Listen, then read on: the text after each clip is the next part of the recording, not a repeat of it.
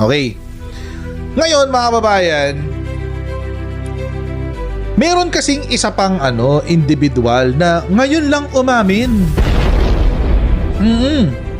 Sa tinagal-tagal ng panahon, tahimik niya sa tokhang. Hindi niya sinasama ang kanyang sarili sa tokhang. Oo. Nagulat tayo mga kababayan nang bigla-bigla na lang pumutok ang balita ni Yusek Claire. Out of the blue. Sabi, Castro kay Mayor Magalong may alam sa oplang tokhang. Anong ginawa mo? Ayun, patay. Patay. Sabi niya, doon pa lang, sabi niya, nagkakaroon sila ng command conference. Ibig sabihin, meron siyang alam sa operasyon ng tokhang. So alam niya pala na doon sa listahan, iba napupolitika lang at yung iba ay intention lang na pinapatay.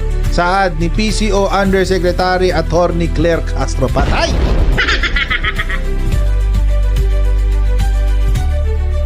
Tahimik ka lang, buwisit ka, tokhang boy ka rin pala.